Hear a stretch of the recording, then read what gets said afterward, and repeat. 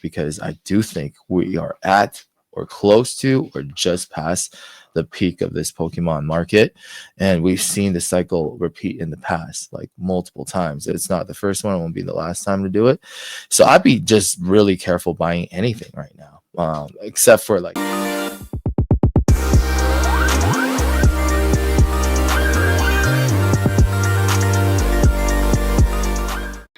Welcome back to Pokey S&P. It's been a hot minute since our last episode. A lot has happened, and we have a lot to unpack about the current state of the Pokemon hobby in 2025. But first, Jesse, how have you been? Let the viewers know what you've been up to and how you're doing. Yeah, it's been a hot minute. I think 2 months since our last episode. We've been wanting to do this for a while, but we were just both so busy. A lot of you guys that follow us know that I went to LA Collecticon, and obviously I was at the tag headquarters for a week, navigating through like this insane period of growth. There's a lot of growing pains for the company, but we're figuring it out. And I've been super busy with some of my other investments and companies as well, and outside of the collectible space. But in terms of the state of the hobby, I think there's a lot to talk about because there's a lot of negativity currently, and people are really frustrated with the lack of ability to buy stuff. But I do think the tides are starting to change a little bit, and so we really wanted to hop on here and talk about how to navigate through these waters at the peak of a Pokemon market. Like, are we at the peak? Are we past it? Like, what do we do? Like, do we keep buying? Like, what do we keep buying? What do we start selling? Should we start selling, and at what prices? So we kind of want to just come on here and talk about it. We've gotten so much positive feedback over the last few months, and I've met so many of you in person in LA Collecticon telling us about how like Pokesun and I have brought so much value by giving us our unfiltered and transparent advice. So, it really motivates us to keep doing this. And, we apologize for not being able to record an episode in the last few weeks, but, hopefully we're back stronger than ever. Yeah, well, thank you for that update. So we're going to talk about how to de-risk yourself as a Pokemon collector investor in this market right now. It looks like vintage slabs are seeing a steady uptrend in value, while modern slabs and raw singles are seeing a bigger correction. Do you remember our second episode where you talked about what's being undervalued at that time about a year ago compared to the PSA 10 Moonbreon? Yeah, we like doing that a lot because the Moonbreon PSA 10 price is so astronomically high. We like to do this exercise between, me and Pokesun, me and my wife, and a lot of my friends that come to me, and they're like, "Oh, I just entered the hobby. What should I buy? I really want that Moonbreon PSA 10. Do you think I should buy it?" And I always give them the same chart that we're about to show that we've showed in our podcast a year ago. It's like, hey, this is what you can buy for the same price of a PSA 10 modern card that only came out a few years ago. And one of the main thing people have to understand is the PSA 10 gem rate for this card is around 75 to 80%. So that means it is a very well printed modern card that gets a gem mint grade at PSA more than it doesn't, like a lot more than it doesn't, right? 3 out of 4 cards you send in should be getting 10. So it's not scarce. There's over 16,000 copies now. And because it's still constantly being opened and graded and regraded at PSA and CGC and BGS, all these other companies, that population will only go up. It ain't coming down, right? So exactly. Yeah, Pokesun and I have been screaming at the roof, top of our lungs, like really, really loudly for the last like 8 months, 10 months or so, to not pay those crazy prices for Moonbreon PSA 10s, and you use that money and put it into undervalued vintage singles and slabs because they were being overlooked. They were a lot more rare than the Moonbreons and the other modern hits, and now the market is finally shifting and seeing the correction. The Moonbreon went from like, I think at the peak, like almost $4,000, $3,000 to $4,000. Like $3,000 to $4,000, now down to like around 2,000. Same with a lot of the other ones that we're going to talk about, and the vintage singles are going crazy. I remember when I released that video in my car saying the modern market will crash, and then there's an opportunity cost of putting your funds into Moonbreons and the other modern hits and not putting it into the vintage hollows that are underrated. And then people were hating on me. They're saying But I'm just an old head. You know, they're saying like, oh yeah, you're just old and you can't appreciate modern art and you're just old because you have a bag holding the bag on vintage and things like that. And I'm like, hey, like I have just as much modern as everybody else. You know, we had a lot of Moonbreons and a lot of them we sold for like at cost or at a loss at the shop because it has went down quite a bit. So, you know, it was against our best interest to talk about it in that way. But, you know, the people that did listen also came up to me and sent me DMs telling me like how much they thank me and thank us for like kind of like bring talking about the truth, you know? So it's, I hate to say I told you so, but this is kind of like our opportunity to say I told you so because we got a lot of like backlash for saying Moonbreon is overpriced and modern is overpriced and vintage is underrated. And look where we're at now. And looking at the graph, this is like May of 2024. So this is a year ago. And we talked about like I remember specifically, I always talked about the Team Rocket set being undervalued because I think the Cosmos foil, I believe Team Rocket is the first set that had it. It just looks so beautiful. It's like all these Pokemon is in the dark, and then there's stars in the background, and it just always looked so, you know, uh, beautiful to me as a kid. So looking and they're very low pop as well. Like we were looking at some of these, most of them are in the like under 300 in population. They are a very significant part of our history. Very popular back 20, 30 years ago, and now they were being overlooked throughout the 2020s until now. So look where we're at now. If we put the Moonbrown money into Team Rocket or a lot of these vintage singles and gold stars, like obviously gold stars. I really like the hashtag that people have been posting, hashtag gold star gold rush. I mean, that's pretty cool. yeah, look where we're at now. Like Yeah, some gold stars have doubled and tripled in price it's in crazy the last 2 months. how much the gold stars have been going up. Yeah. But you actually talked about this slide. This is the same exact slide that Jesse made about a year ago. Same exact slides. This was before Glory of Team Rocket was even announced. Yeah. It So was. you had the foresight, obviously, Yeah. to How much are they scale. now? So the Dark Charizard PSA 10 Unlimited is about 1700. First edition Dark Raichu is 1600 in a PSA 10. First edition Dark Dragonite is about 2000 in a PSA 10 first edition. PSA 10 PSA 10 Dark Blastoise is 1300. So we're going to take a look and compare on the next slide what the most recent sales data So that are was for a this. year ago. That was a year Yeah. ago. Yeah, Mhm. exactly a year ago, pretty much. A year later, okay, the PSA 10 Unlimited Dark Charizard is almost $3,000. So from 2,400 to about 2,900 last sale. So it went up from like 1,000 to about 2,500. Yeah. So that's a huge increase. Not to mention, if you look at the data from the fine cards, it went Yeah. from 3,000 to almost like it increased 1,000 every month. But now Yeah. it's like 5,000 and Yeah. 700. 5,000. Yeah, it's pretty And crazy. and what's crazy is the Dark Raichu last sale was like around 5,000. It's a secret Yeah. rare, one of the first secret rare, $5,678. That's quite a bit. I remember you could get it for like 1,600 or something less than a year ago. less comparable to a PSA 10 Moonbreon at the time.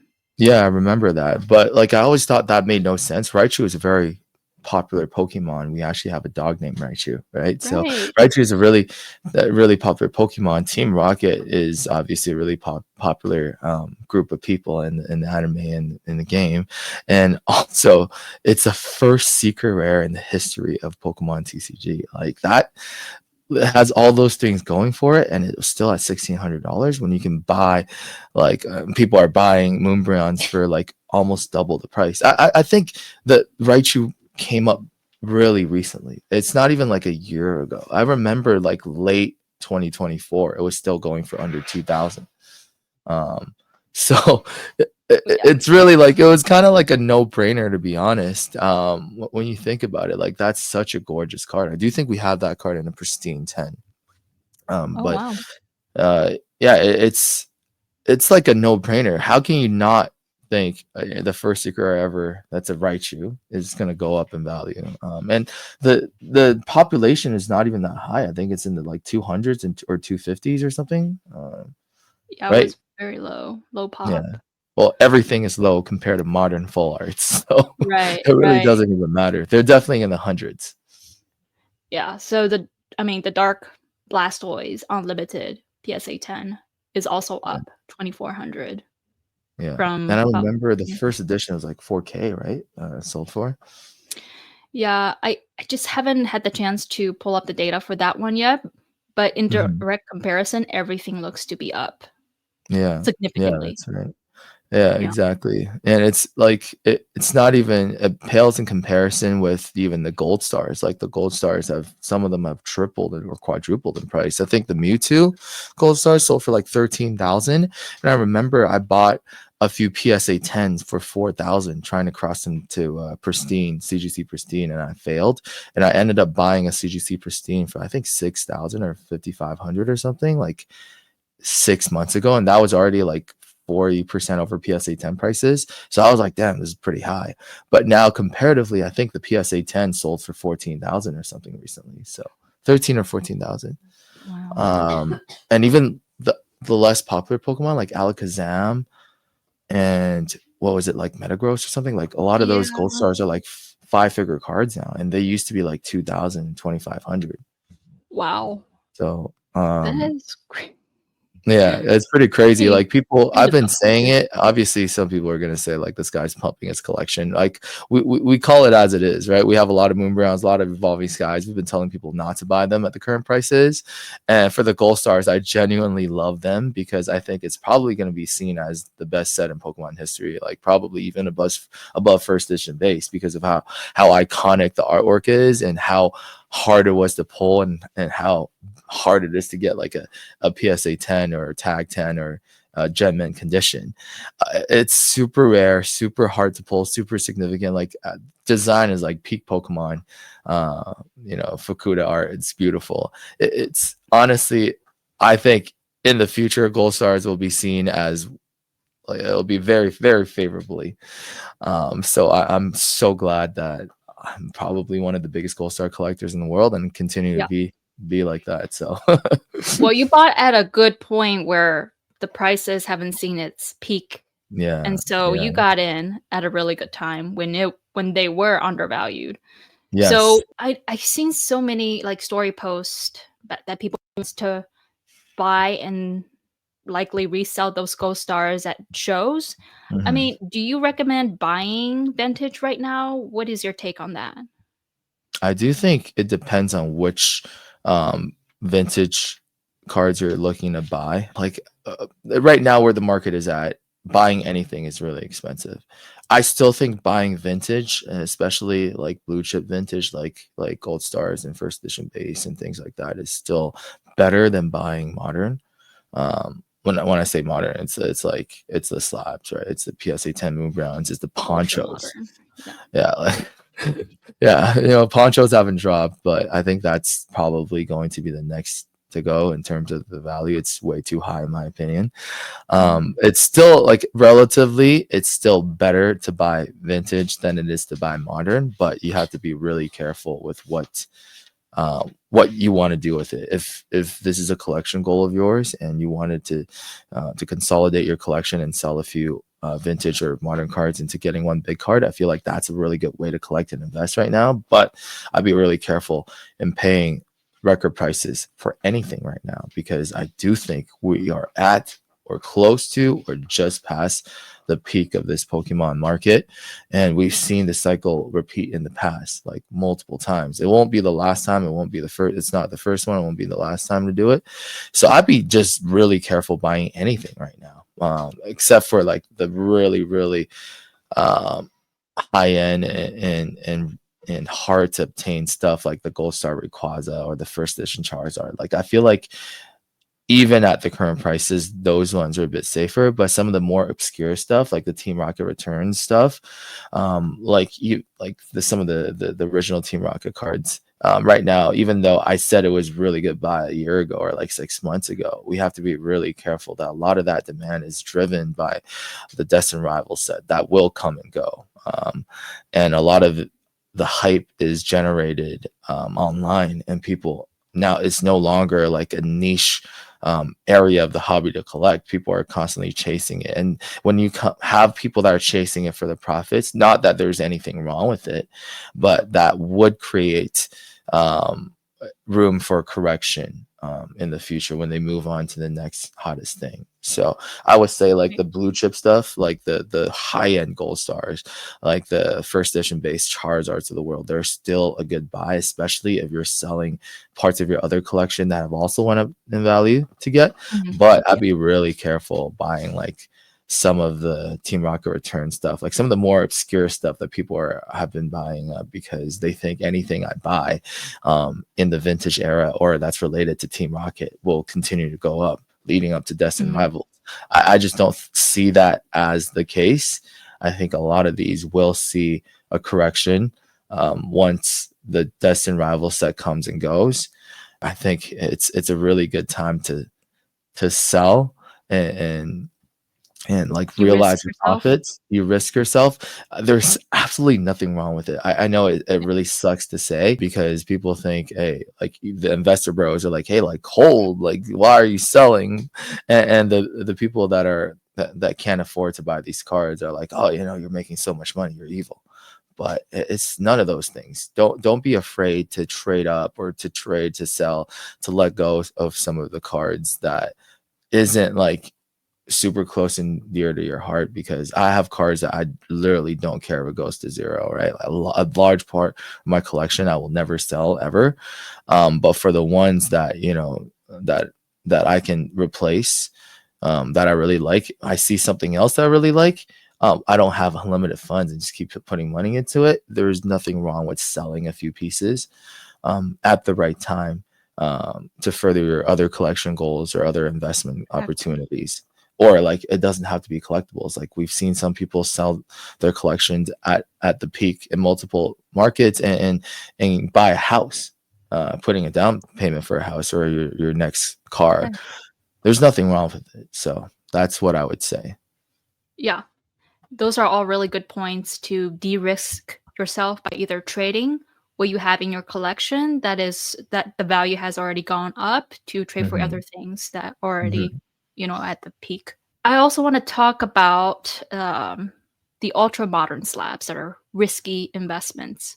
For example, the drowsy hype, it was more like a buyout in a sense. Group buyouts does happen, and I do see that tapering off right now or cooling down in this market. So, what do you think is so risky about ultra modern? Yeah, so this is a topic I'm really passionate about because I'm really against people using. Well, there's nothing wrong with making a living and creating a legitimate business in collectible space because as long as you're actually passionate about the cards, I think it's totally okay to make a business. It's a dream job for a lot of people, but there's a lot of bad players that come from the art space, from the finance space that utilize strategies to manipulate the market. People like that have even reached out to me and say, hey, like we have this opportunity to buy out every copy of this card, and then we'll control the market. We'll make millions from it. Anytime somebody comes up to me and say that, I just cut them out of my life. I'm like, hey, you know what? I don't want anything to do with you because it is ridiculous. Unfortunately, it's like impossible to stop. It happens in every market, every industry, and people don't go to jail for it because it's almost impossible to prove it. Right. So these people come from the art world, from the sneakers world, from crypto, from finance. What they do is they buy up, a product like a SKU in the sneaker world, buy up everything in the market and create like artificial shortage and then sell them very slowly for a high price and then trickles down lower, lower, and lower. And the people that buy it end up being the people that hold the bag, right? Like they don't really care about you. Like people are driven by hype. And when you Yeah. see drowsy go up like hundreds of percent, you're like, this card must be desirable. Hey, if it was desirable, why did it go up like a year or 2 years after release? Like, it would have gone up before. Right. Um, people are making all kinds of arguments, like the illustration rare is a lot harder to grade because the surface has no texture, so there's a lot more surface issues, which is true.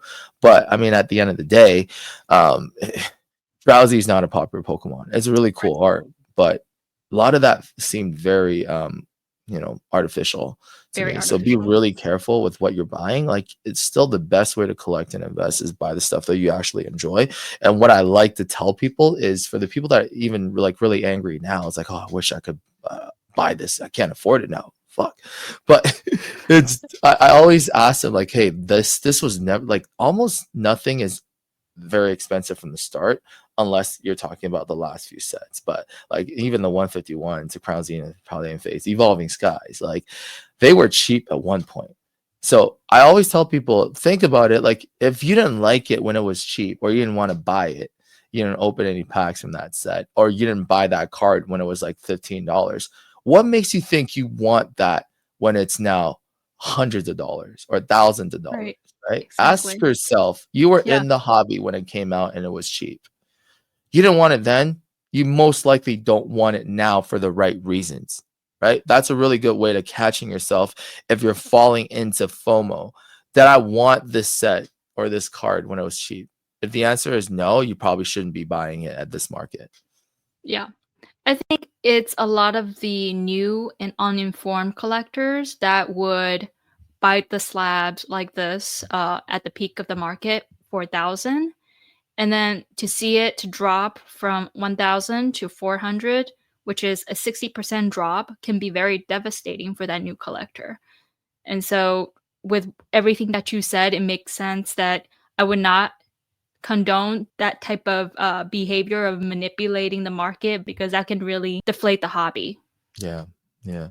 And there's unfortunately nothing you can do like legally against that type of stuff. So Right. we just have to educate ourselves to not fall into that trap.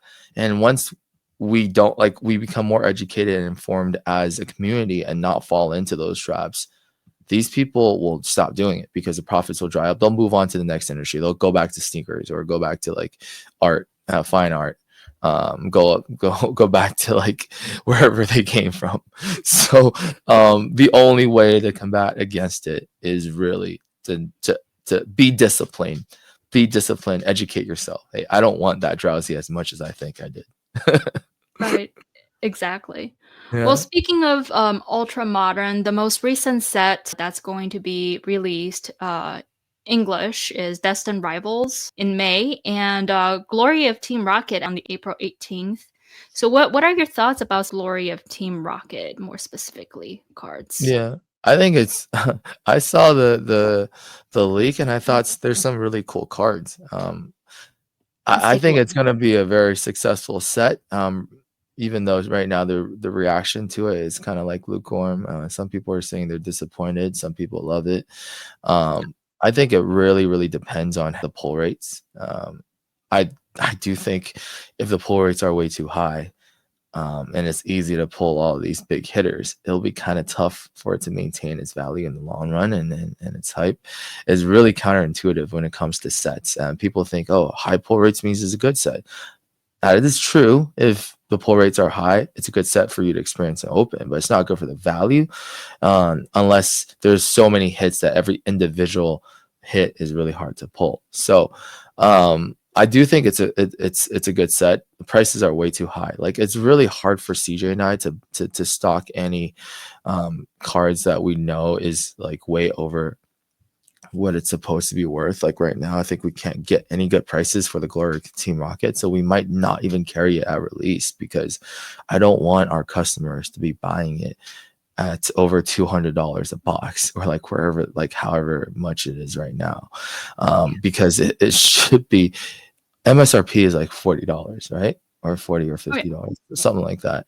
And right now, the distribution channels that we have for the Japanese sets are quoting us like 175 or Wow, that's really $185 high. per box. So we will have to sell it at like 210 or 220 at the very least to make sense, right? And we don't want our customers to pay that price because it's not going to be a short printed set. If people Pokemon knows it's super popular, it will get printed over and over and over again. Mhm. So I would advise people to wait. Um, That's really we're good leaving advice. money on the table. Yeah, we're leaving money on the table by saying that and not carrying it at release, or at least I don't think we would. Um, but I think it's really important for the community to hear this because this set will go down in price, like most of the other sets, like Battle Partners, like Journey Together. It's not a good time to buy um, at release for these super hot sets, English and Japanese. Yeah. I mean, you do have an advantage living in Canada, right? Because Mhm. you can avoid the hefty tariff. Well, well, isn't the tariffs paused for Japanese products in the States or no? I think they 10% still. A 90-day 10%. pause, but it was going to be 24% on Japanese imports, Yeah, imported it's goods. crazy. But, uh, yeah, so we're currently on a pause, but still there's a baseline 10%. Well, when you say like advantage maybe for Japanese products, but for English, we're at a huge disadvantage because we got to pay 25% tariffs for all English product. So if that stays and the market cools down, like it's over for LGSs. There is no 25% net profit in modern sealed, like unless you're in a hot market like right now. And it's very tough for Canadian businesses to sustain because a lot of them do rely on ultra modern steel product to survive for English at least. So I mean, I'd rather not carry Japanese and not have the tariffs than it is this way around. But at the same time, it's like you can make a lot of money selling Japanese at release because it's almost always like a couple months before the English release, and you can get a lot more products from Japan than you were from English distributors. So, yeah, we're leaving a lot of money on the table by saying like don't buy it right now. But that's my genuine advice is for people to wait at least for a few weeks. I think the Gloria Team Rocket set will be a lot cheaper once Destined Rivals comes out and there's more waves coming out of Japan. Um, or I could be wrong, but at the same time, like I don't think I am. Like whether it's 1 or 2 months or 6 months, this will be printed to the ground, and it will be cheaper than That's the hope. $200 a box. Yeah, Yeah. So your distribution channel who acquires English seal products have to pay 25%, on and that's everything. being passed on to you. Yes, everything. I can show like literally our receipts. So that's 25% before like shipping and our taxes, like GST, our federal taxes in Canada. Um, we pay 132 USD per booster box. That's before shipping and our taxes.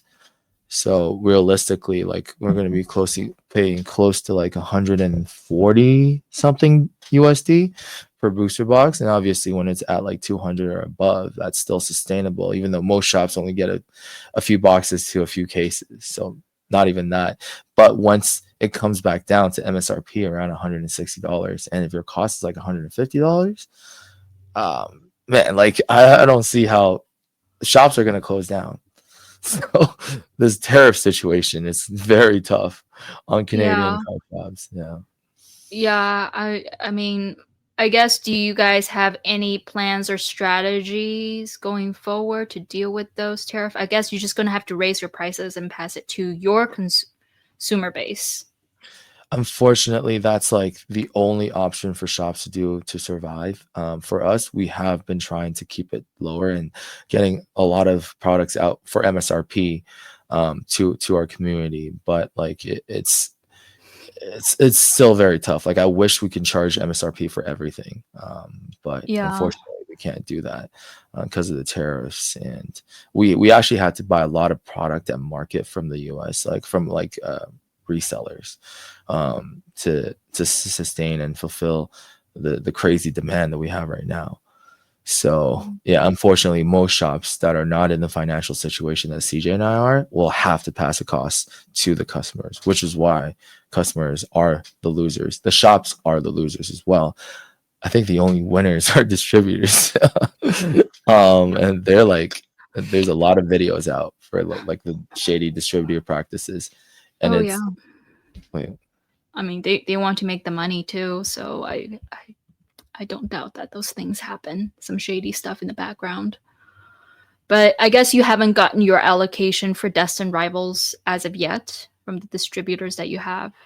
yeah, we haven't gotten the numbers yet, but I don't anticipate it to be too much higher than where it was before. Um, Apparently, from my understanding, the Canadian distributors are getting a lot less product. Mm, Um, Due to the tariff situation. So it's even worse for Canadian shops having to pay tariffs on top of what they initially paid and getting less product. So I know shops that get like 2 or 3 booster boxes at release. If you get like up to 3 cases, like that's a really good allocation for a Canadian shop, because I think there's only like 10,000 booster boxes in all of Canada for the biggest Canadian distributor, and that's like next to nothing. I know there's some LA big card shops that get like over 1,000, just one shop. So it's kind of ridiculous. It's very hard for shops to navigate through the storm, and that's why like I'm really vocal about educating the community not to be too hard on the card shops. I'm not talking about us, like I'm talking about everybody, because I know friends that own card shops are literally just getting destroyed online in the comments. And you have to understand, like if you only have 10 booster boxes at release for the newest set, which is should be the main profit and revenue driver for your shop.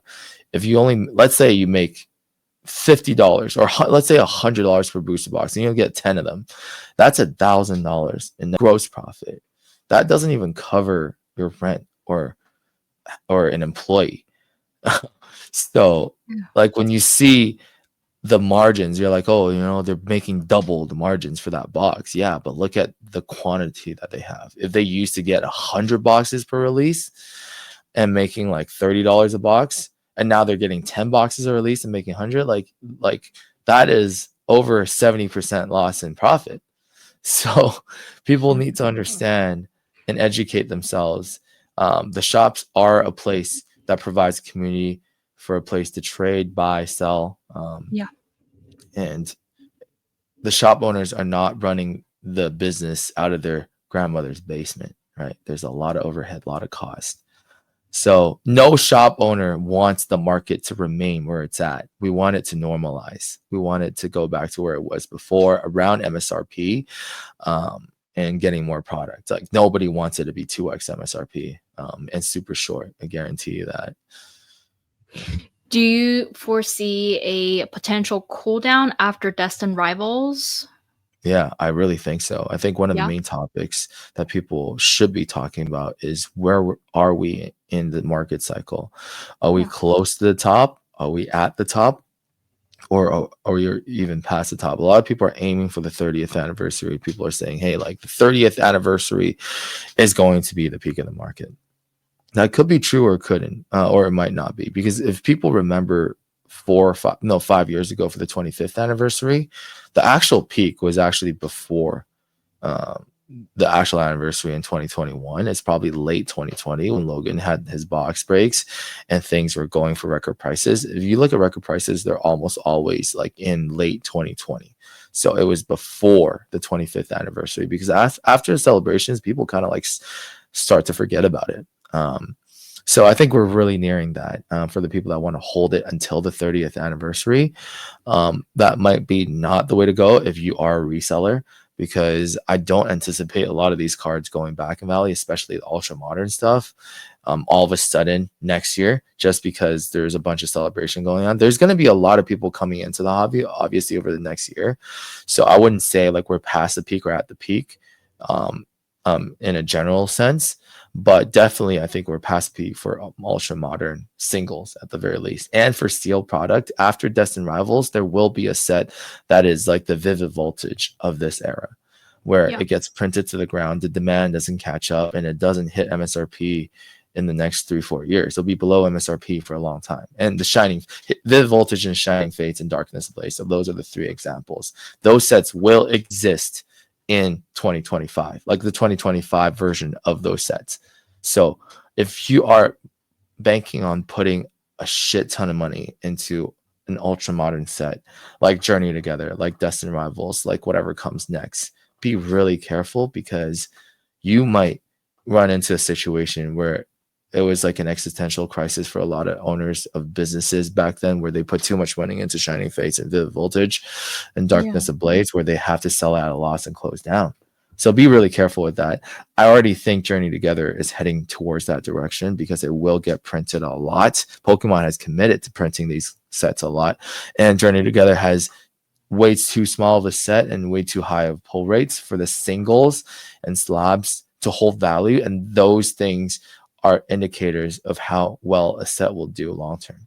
So yeah, I think these sets are very risky to put a lot of your money in if you're a reseller or investor, or even a collector looking to like potentially sell some of that in the future at the current prices. But if you can't get them at MSRP, obviously I don't think there's much risk to it. It might be below for a while, but historically they're all going to recover eventually. What I'm saying is to not buy market price if you were in need of selling in the next year or so for a lot of these ultra modern sets. That's really good advice for the newer collectors, is to not pay the market price. And, I would rather you pay MSRP. I think that's a safety zone for the price range. Unless you want to open like right away. Like that's like a fun cost, which I think is necessary. Like I do that too, but only do it maybe a few packs, a few booster boxes. But what I'm talking about, like the investors that want to buy like cases upon cases at these prices, it's not a good idea. Well, the next set to be released in Japan is going to be the Black Bolt and White Flare, I think later in the summertime. How do you think that's going to be perceived once it translates into English? Some people are pretty excited for Black and White, revisiting the mid-era sets came on. I think I'm maybe a little bit old to remember playing Black and White, because I think that's probably the era that I didn't play Pokemon, so I don't have a lot of nostalgia for it. But I do know there's a lot of collectors in their early to mid 20s that remember that era very fondly. So I personally am not too excited about it, but I do know people that are. So I think it really depends on the artwork and the pull rates and how much is printed. I think they're all going to be printed a lot. So again, I still think it falls into the same bucket of ultra modern stuff that we have to be really careful of buying at market, because history has shown that during the hype, like these ultra modern stuff will get printed a lot and will go down or stay the same value for many, many years after. So yeah, I think it's the same thing. I was looking at some Black and White singles on pokedata.io, and then I looked on eBay. Some of the singles are being like watched and saved by like 50 people in the last 24 hours. So people are really looking at picking up mid-era, the Black and White singles, because if you saw what happened to Glory of Team Rocket, people have been buying up some of the Team Rocket WotC singles and graded slabs because of the increased interest and FOMO and hype around Team Rocket set. So same thing is happening to the mid-era sets, Black and White, because it is coming up in Japan. And then the megas are also picking up steam as well. I mean, they've seen a tremendous increase in price. If you look at even like the older modern XY, from XY Evolution, the Mega Charizard is up to 300 for PSA 10. Yeah. And the price for that PSA 10 was about like $180, $100 something dollars. Yeah. People were kind of anticipating for what's to come.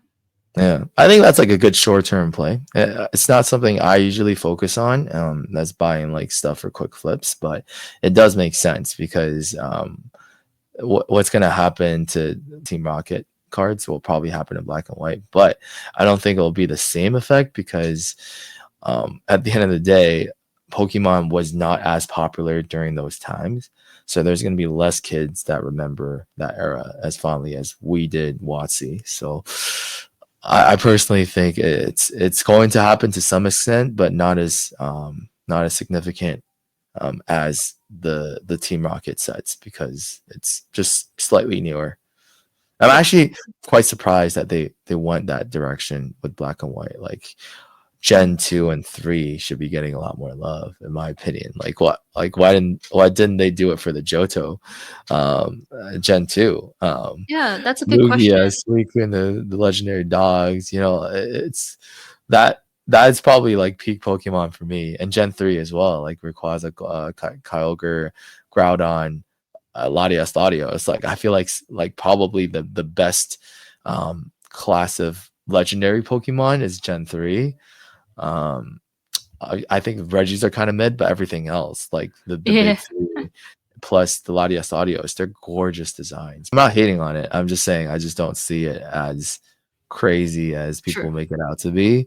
Like the people I was like, oh, I'm so excited, black and white. Like most of you, if you're around our age, you didn't play black and white until like maybe later.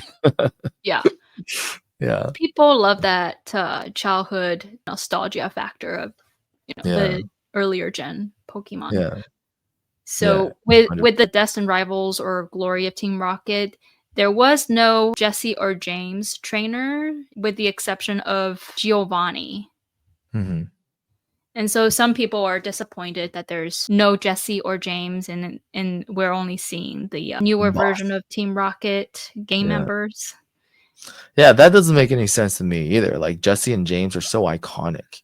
Um, and they're like synonymous with Team Rocket for decades. Like, how do you not have a Jesse and James card in there? It Yeah, I makes no think that sense to me. that's definitely one of the downside of this set that I'm That disappointed. Kangaskhan card on the right is so cute. The Kangaskhan and Quagsire. Yeah, that is the cutest What? Oh, I want to pull interaction. that card. That's so cute. Yeah, I know. I mean, some of the illustration rares are really cool. I mean, look at this, the I spider think, yeah, Pokemon the in the middle and Blaziken's really Crobat. cool too. It's a lot of cool artwork and designs for sure. So I'm Yeah. really excited because it's gonna The be Mewtwo is combined really cool. with, Heat Wave Arena. Heat Wave Arena, yeah. That Misty's, Psyduck Yeah. and the Heat Ho-Oh, Wave Ethan's Arena is Ho-Oh. nice. Yeah, the It's Psyduck, the illusion. Lapras, the Ho-Oh. I think Ho-Oh is really underrated because Ho-Oh is literally the first legendary or mythical Pokemon Ash has ever encountered. Yeah. Um, and it's almost like the anime just forgot about that storyline. Like Ho-Oh is supposed to be like the guiding light for Ash, and he is literally a phoenix.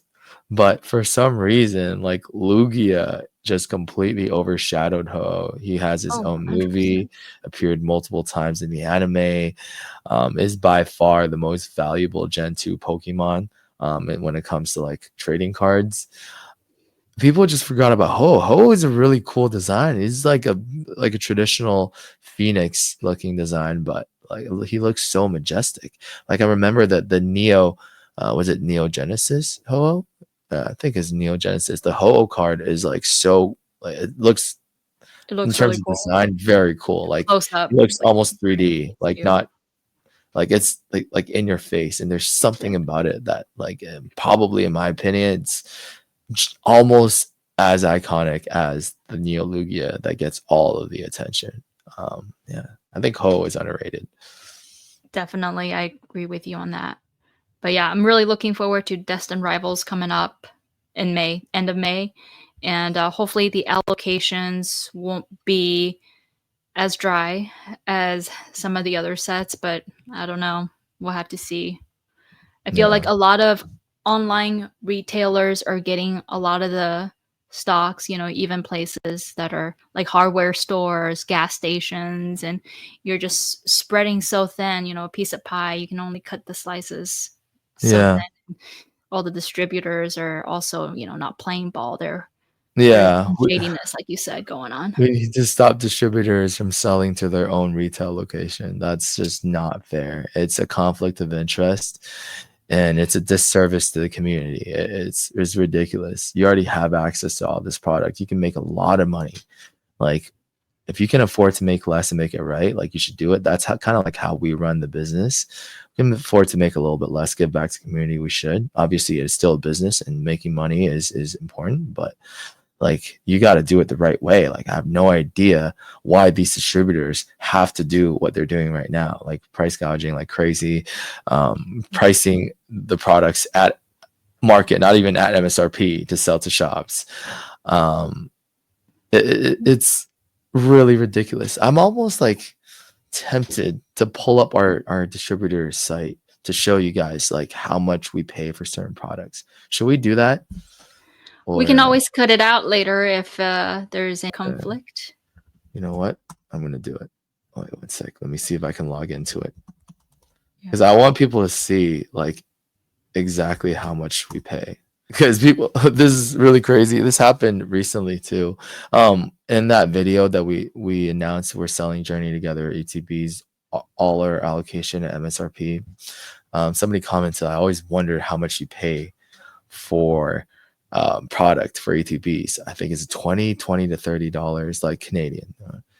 It's absolutely ridiculous because we pay like 60 something for it. And people don't understand that. Wait, let me share my screen. I can do that here, right?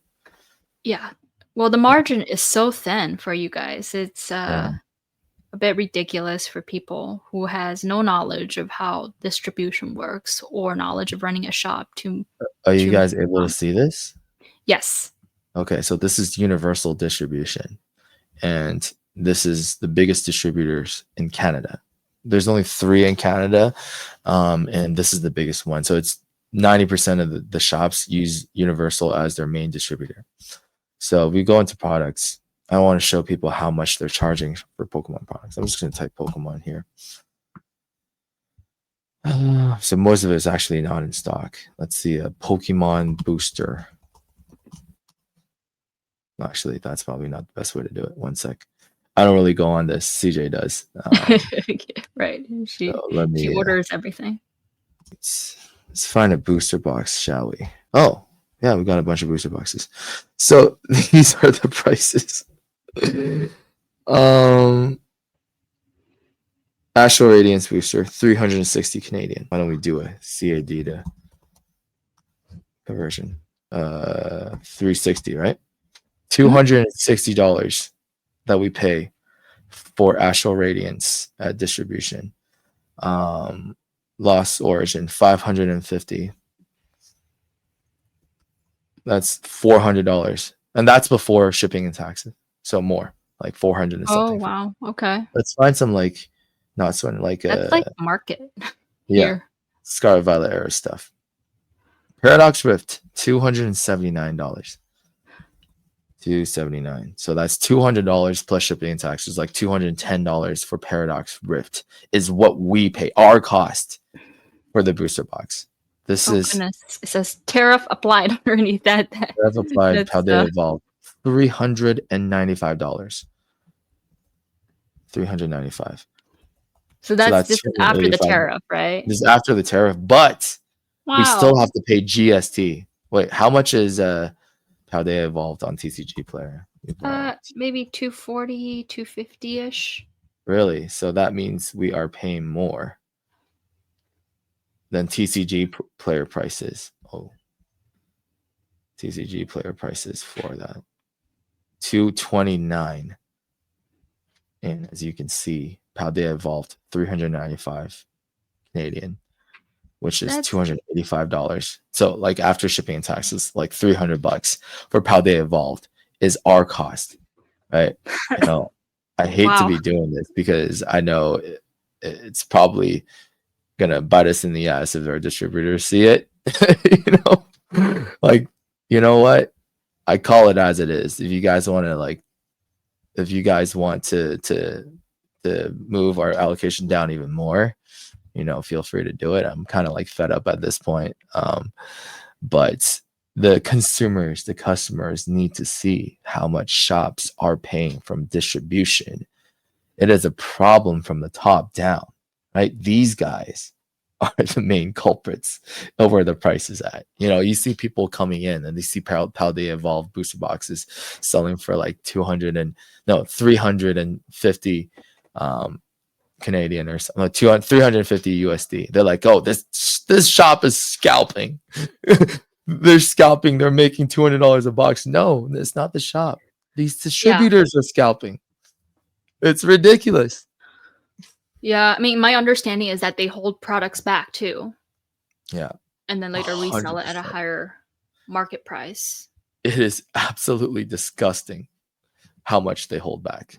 Because they would be like, yeah, we have no more product. And then like literally 4 days later, they offer it to you for like double MSRP. And like, you couldn't offer this to us when we got the first wave. Like, what is going on? Yeah. Yeah, who knows what they're doing under the table anymore. But yeah, it is good and important to talk about it. So there's just increased awareness so that the average everyday consumers can have a better understanding and not just throw accusations out there that you guys are scalping, because clearly you're not. You guys are Yeah, not. You guys are trying to do what's right to your exactly. customers because you want them to come Yeah. back, Yeah. but you can't Yeah, exactly. sell And at that's not MSRP. us, not just like us. Like it's every LGS owner in the world, really. Like we don't have as much hate. Like a lot of people support the shop, so like it's less of a problem for us. But it still hurts me to see other card shop owners go through so much hate about pricing online when it's really not their choice and not their fault. Yeah, I can see how that really affects you because you're Yeah, really passionate about this subject and you always talk about it and advocate for your other LGS. So I'm yeah, yeah. sure that it's much appreciated by other shop owners. Yeah, and sometimes it hurts me to see where I've seen like reviews under some of the other shops locally in the same Van City CJ selling this for $50 under what you're doing it. Like, you guys are scalpers. And I have to like actually go out and like talk to them. It's like, hey, the reason why we're able to do this is because we don't rely on the shop to make a living. We're in a unique situation where we're able to do these things, while most other shops, that's like their only source of or primary source of income, and they have to charge those prices. So it's not like we're better people than them. We're just more fortunate. We're in a more fortunate situation that we're able to do things like that. If we do rely on the shop as our only and primary source of income, we might not be able to do any of this. So it hurts me to see that other shops are sometimes getting hate because they're selling for more than how much we're selling for sometimes. So it's just like people need to understand and kind of see things from the other perspective as well, and not be so short-sighted and only see it from their own perspective. Yeah, I think majority of the new collectors are just not aware or educated, Hmm. or some people just doesn't know. So it's good to put it out there. But Yeah, what can these consumers do? How are they going to be able to purchase products at MSRP ever if distributors are going to hold back products and engage in shady practices? Should the customer just not buy to feed into this type of practice, or yeah, should they turn to online retailers or even Pokemon Center yeah. exclusively? But then that I would think so. I think Pokemon Center and getting it from like big box retailers is definitely the first choice. We even tell our customers, if you can go and get it from Pokemon Center or GameStop or Walmart, do that first before you buy it at our shop, because our shop is going to be more expensive during these times. It's actually the opposite in a normal and down market, because usually LGS is sell for less than GameStop, Walmart, right, and exactly. Pokemon Center, right? So it really depends on the time. But yeah, number one is go to those sources first before you buy from LGS. Well, obviously, I want to advocate for supporting your LGS. Right. I Yeah. shouldn't probably say like don't do it, but for the customers, if you do have an opportunity to buy at those prices, definitely do that first. But also, like Alex from Nostalgianomics and Pokeani, like those guys got a lot of hate for saying there's nothing wrong with leaving, or not leaving, just like not buying new sealed product for 6 months or 12 months, right? There's nothing wrong with doing that and coming back later when there's less hype, because that cycle will happen, and will happen in the near future. Like, I hate to say it, like people in the hobby and people that own businesses don't want to talk about it sometimes, but we've been through this before. We know this is not going to sustain long term, right? The scalping practice from distributors will stop once the market normalizes, and they're not able to do that. They'll go back to asking the shops to get more product at wholesale, and the prices will naturally come down when there's more availability and more supply. So I I don't think it's a stretch to say like that don't buying for 6 to 12 months and coming back when the market normalizes is bad advice. Like I think the way Alex said it maybe sounded a little bit too aggressive. That's why he got a lot of hate. But the message is true.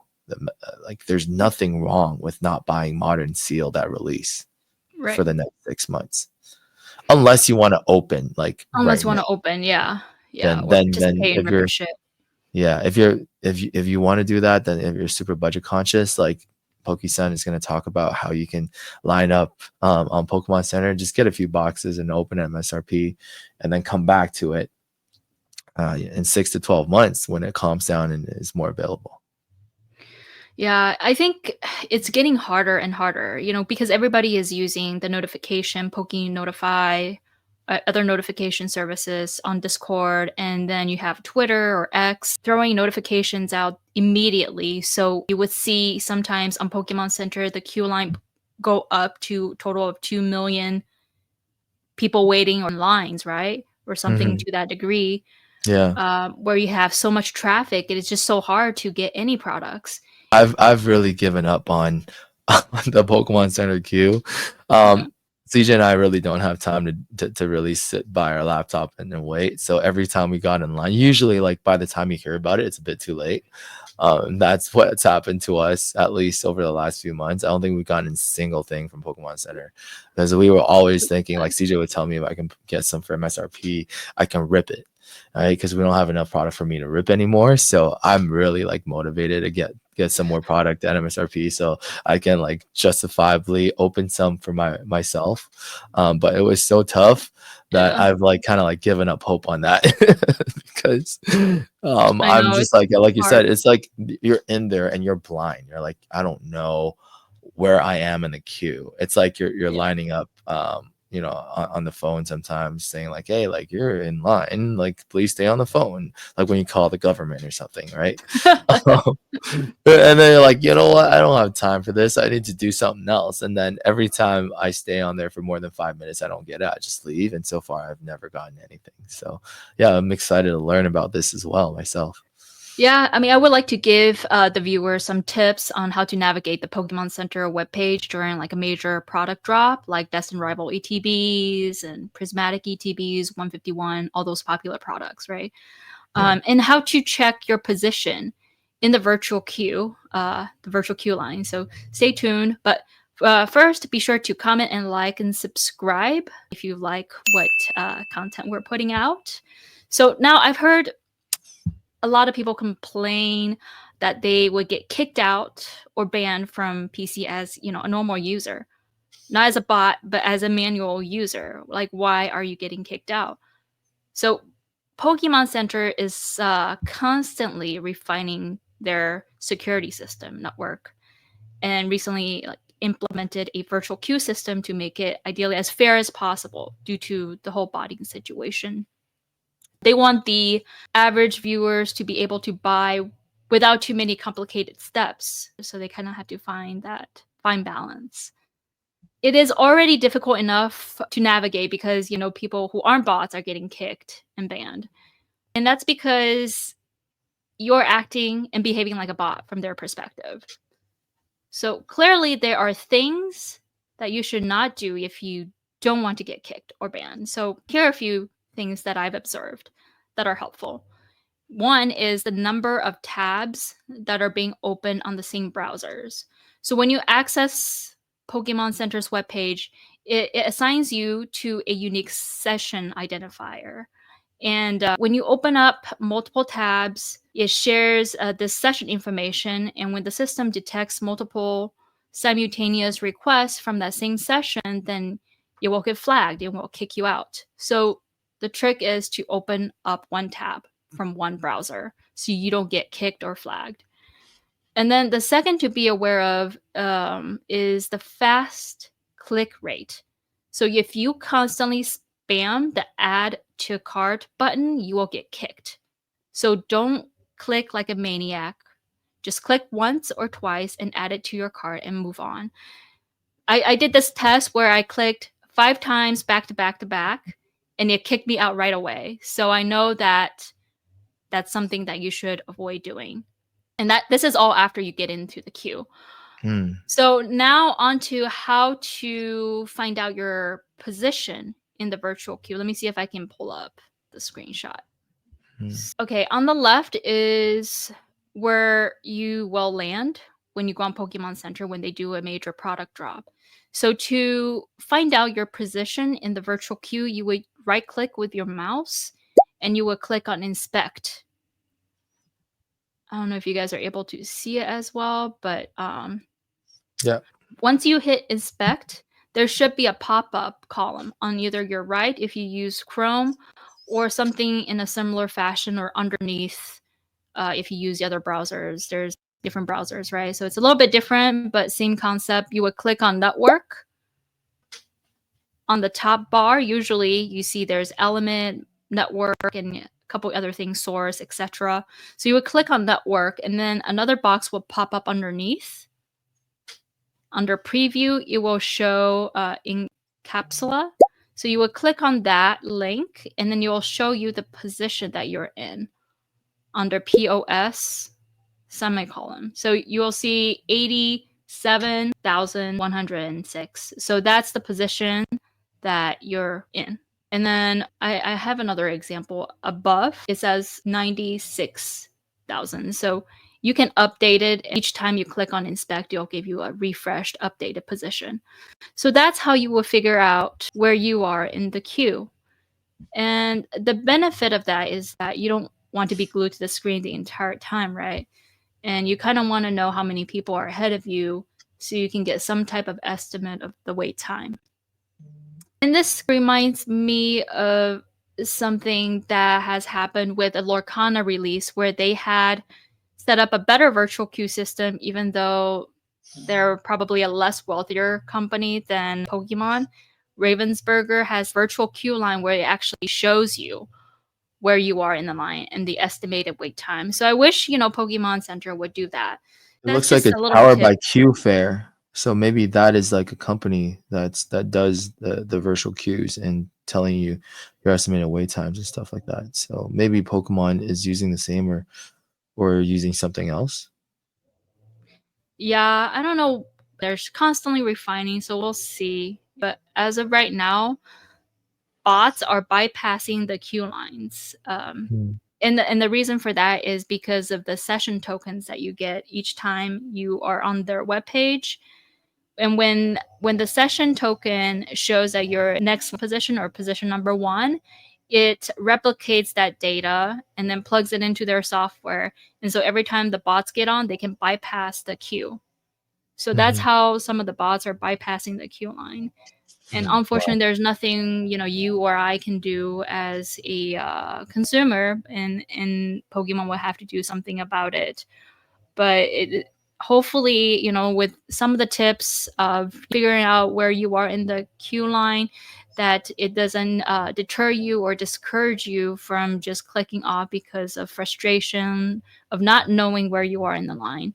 But I Yeah. think this is a quick way of just figuring it out, since Pokemon Center does not provide that type of information directly on the page, and so that's why we have to figure out alternative ways, and this is the way to do it. Hmm. Yeah, that makes sense. Wow. Oh, thank you so much. Now I feel like I'm a lot more confident in being in this queue because I hate being blind, not knowing how long or how short of a time I have to be there. And sometimes you're like, hey, if you knew that you just wait another 2 minutes, you would have gotten it. That would be different. Like it really helps people out. And if you know you're gonna have to wait 45 minutes and you just don't have time to do it, then you're not gonna wait that 25 before you make that decision to leave. So Yeah, um, exactly. Yeah. yeah. I mean, the boss situation is getting worse. And just from interacting with other people in different Discord groups, people are using bots for almost everything, because once you get an early link to these products, they can just plug it in and then wait for the bots to do the work. So I Yeah. personally dislike the bots. It's not for me, right? Yeah. They can bypass the virtual queue lines. It's no different than cutting the line to like a Pokemon autograph event, for example, or maybe an entry to an exciting roller coaster ride that you've been waiting hours for at an amusement park. Yeah. So Yeah. Yeah, I know that's really tough. It's the bots needs to be taken out of the hobby. Well, at the same time, I feel like Pokemon, if you have a bot, you can't get too many going to the same address, right? Pokemon can at least catch that if you have like 100 booster boxes going to the same address. yeah, it shouldn't work, but some people are making it work. I don't know exactly how they're doing it. Mm, I yeah, haven't dived that deep into how they're doing it with different addresses or anything like that. yeah. But I'm sure that there's something that they can mask like Yeah, that. that's a huge thing. It's really the shortage is getting worse and worse because there's a lot of people that are exploiting different things to gain a huge advantage. Very unfortunate, but um, yeah. Sometimes it makes people want to cheat because if you don't cheat, you're getting cheated, right? A lot of people will get into that mentality where, hey, like, you know what? I'm going to get bots too.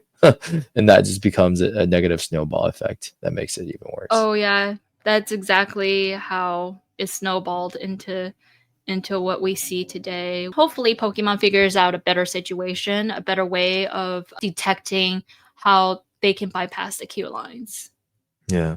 and make it Okay. better for the users, the manual users. Wow. Thank you so much for this. This is super helpful. Like you're so good at finding things like this to bring value to the community. Most people don't want to let this be known. Well, especially the people like the last one that we did with checking the Pokemon Center stock. I don't think it works anymore, right? But There's um, nothing in stock on Pokemon Center anymore, yeah, unfortunately. yeah, yeah, that's unfortunate, but yeah, that's what we want to build our channel to be, unfiltered and transparent information, and hopefully unbiased. It's impossible to be completely unbiased, but you know we're trying our best to do that. Just like how, like me telling as an LGS owner, telling people to not buy modern product from LGSs for the time being is very it's against our financial interest, but I think people need to hear it, and I think people need to hear that it's okay to sell at a peak market as well. That's what I really want to get across because I don't think enough investment or financial channels ever talk about, hey, it's okay to start selling some of your stuff at a good market. All they talk about is like hold, keep buying. Like it goes down, doesn't matter, it's gonna go back up type of thing. That's like so similar to crypto community that I think is really unhealthy and Yeah. almost kind of dangerous, because your target audience is a lot of people that are financially illiterate. You know, they will hear what you're saying and then literally it's like, yeah, hold. There's nothing wrong with holding if you don't have a need financially to pull out the liquidity from your collection or investment portfolio. But a lot of people are buying these things on their credit cards, you know, that are anticipating a quick flip. And when you buy things at this market and don't sell, you're going to be in a situation where you might be vulnerable and compromised if you don't know how to sell. So Yeah. don't be afraid to sell. When you have a big collection goal, the best way to get to that collection goal is to buy stuff at the right price and then sell it and realize your profits or trade up. Um, if you never sell, never trade, always paying out of pocket, eventually you're going to run into a situation where you have to sell your entire collection to pay off some debts at an even lower price, and you don't ever want that situation to happen. Recently there's a guy that walked into our shop and said, I bought a bunch of these things, but like one of my pre-sale condos um, is due for payment. Unfortunately I have to sell my entire collection. Mm, So like, he's super sad, that's but tough. he's like a really good guy, and we helped him out by paying like a high percentage. I think we pay like 80 something percent for like a collection with not just all the liquid stuff, like some unliquid stuff as well. But you're able to get like over 80% at this Really good. market, but in a down market, like in a year from now, you'd be lucky to get 60, right? So if you only buy and never sell, that's not healthy. And so people need to understand it's okay. It's okay to sell when the market is high. Realize some of those gains and buy more collection items that you wanted that were higher end that you couldn't afford before, right? Because hypothetically, let's say you have a card that you bought for $200, and then like that became, let's say you have a collection of cards that was worth $200 like 5 years ago, and now it's worth 1,000, right? If at the peak market, and then you want to buy something that's $1,200, if you end up like, let's say, just always paying out of pocket, you bought that card for $1,200 now, and then in a year from now, when the market cools down, your $1,000 card portfolio is now only worth $600. You have to like, you've lost not just and then your $1,200 card goes down to like $800 as well. You've not only lost $400, but technically your opportunity cost of another $600 that you would have sold and made at a peak market is even more significant than what you think, right? So never selling is a bad mentality to have if you are an investor or even a collector. So I just wanted to get that out there because I don't think enough investment channels talk about it, because it's almost taboo to say, hey, you know what, it's okay to sell, because everything is like, let's go up. It's going to go up forever. It's not going to go up forever. We're at its peak at in a lot of areas in the Pokemon space. And unfortunately, they're not going to see growth beyond what you would get in the stock market for a long time for a lot of these things, like the PSA 10 Moonbreon, like we talked about. So unfortunately, people don't really see that, but we wanted to get that information out there. When things are undervalued, like the vintage stuff is undervalued, we tell people that like, hey, it's time to buy vintage hollows and look into areas that are undervalued. But when it goes up, slow down the buying and look for some opportunities to sell. And selling is not just realizing your profits and buying something now. It's getting prepared for the opportunities that will come your way when the market goes down, like in 26 and 27 and I love 28, that. right? Yeah. So de-risking now, getting liquidity, and being ready to buy a lot of good things at a good price when people start panic selling in 26, 27, 28 is the best plan of attack, because you will see crazy opportunities after this boom is behind us. Unfortunately, it will be behind us. The people that are saying it's going to last forever are just, they either have a vested interest and or they just don't know the market enough. So I would say de-risk, still buy the things that you genuinely enjoy, but at the same time, get ready for when things normalize and people panic sell and things go down, because that's where the opportunity lies. I'm almost more excited for that period than I am now. Same. So yeah, I think that's the most important advice that we can provide people in the middle of this craziest time in Pokemon TCG history. I agree. That's totally what I'm practicing as well. I've been selling quite a bit. I've sold my Gold Star Gyarados, Crystal Lugia, some of the top stuff that are lower to mid grade, but still at a very profitable margin for me. And I'm going to save that up, hold, and wait for the opportunity to come to me when there's panic in the market. Yeah, that's the best way to do it. And like for me, some of the collection stuff, like the Gold Star Pristine set, I've been offered astronomical amounts for that set that I don't think I'm able to let go. Like I've been offered $500,000 for the half completed set that I have now. It's insane.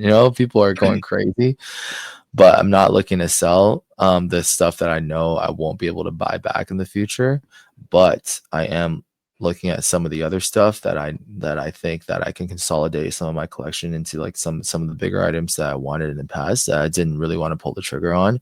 It's just a good opportunity to do that, and a good opportunity, like we said, to get some more liquidity and prepare for 26, 27, 28. So yeah. Excellent. Yeah. I love that strategy, and Yes. hopefully you guys will be able to navigate your way through this market cycle as effective as possible without cutting into your budget or going to credit card debt. Mhm. Um, Yeah. Don't be buying stuff on your credit card or opening up a line of credit to buy stuff for a quick flip. Don't do that. It's not safe. And, nobody is able to catch a falling blade. And when the market does correct, it will be very aggressive. And you don't want to be caught with a mountain of debt, having to sell your products at a loss. Not a good situation to be in. So be really careful about that. yes, very good advice. Okay, I think that hit all the points that we wanted to discuss in this episode. Is there any other things that you wanted to add or any loose ends to tie up? Yeah, I think we've touched on most of the things. I think this is a great episode, great comeback episode. Um, just a final takeaway is I think we should be more positive.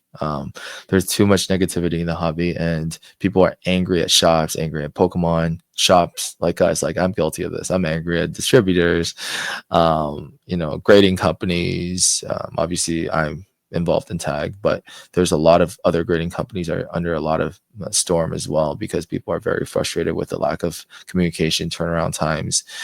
Unfortunately, it's a huge like mess right now because of where the market is at. I think we all need to take a step back and realize that this is just Pokemon cards, and as adults, being able to enjoy shiny cardboard as adults is already a blessing. Like I need to take a step back and remind myself and put everything in perspective and be thankful for the opportunity that we have.